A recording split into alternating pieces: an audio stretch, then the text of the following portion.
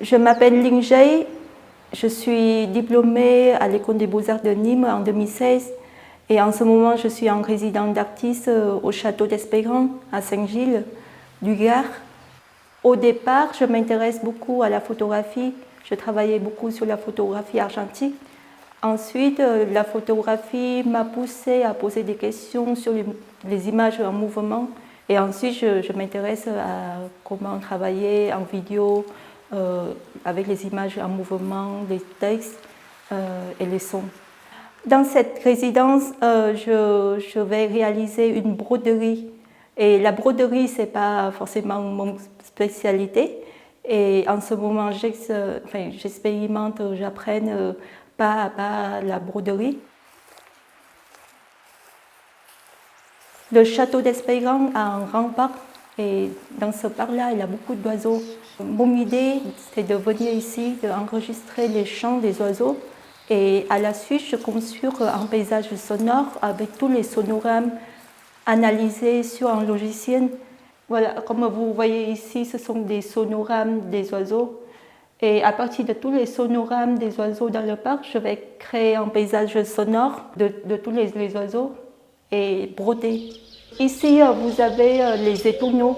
Ce sont les oiseaux finalement ordinaires dans la région du Sud ou même en France. Et quand je suis arrivée ici, il y avait beaucoup des étourneaux.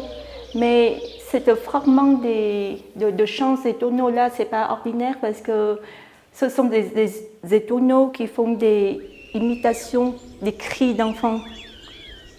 Souvent, le château d'Espérance accueille des classes, des enfants pour faire des activités artistiques. Et du coup, j'étais assez surprise en écoutant ces oiseaux et de dire que non, c'est les étourneaux en fait, qui imitent des cris d'enfants. Et je me dis que ça peut aussi être intéressant de mettre cette fragment des étourneaux qui imitent des enfants dans la broderie.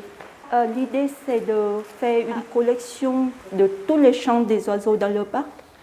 Et à partir de cette collection-là, je vais essayer de travailler sur l'ordinateur, de mettre, par exemple, ce fragment de chant à côté de ce fragment-là pour voir l'ensemble finalement de tous les chants en fait. Et après, je vais construire, imprimer sous forme de patron. Et après, je vais essayer de canquer pour broder en fait. L'idée vient peut-être que petit à petit. Si vous voulez, il y a 12 ans, quand j'ai rencontré mon mari qui est ornithologue passionné, j'ai réalisé une vidéo sur lui. Ce qui m'intéresse, c'est de filmer le portrait et de filmer aussi l'invisible, ce qu'on ne voit pas. Et l'idée de l'invisible et de juste entendre le son m'a beaucoup frappée. Le sonogramme, c'est une traduction en fait, c'est une traduction visuelle du chant d'oiseau et c'est devient comme un langage entier. Et là, petit à petit, ça m'a juste percé dans ma tête en fait, que je suis inspirée pour faire ça.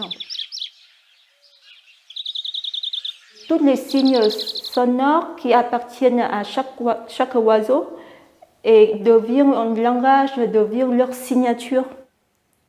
Enfin, je suis très touchée de la beauté graphique en fait, et aussi le sens qu'ils proposent aussi. Je pense que si je m'applique bien tous les jours, ça peut me prendre 3 mois de réalisation de cette pièce. Je suis arrivée pendant la médication et j'ai besoin d'un mois pour réaliser, d'enregistrer les chants. Et à la suite, j'ai besoin de 3 mois pour réaliser la broderie.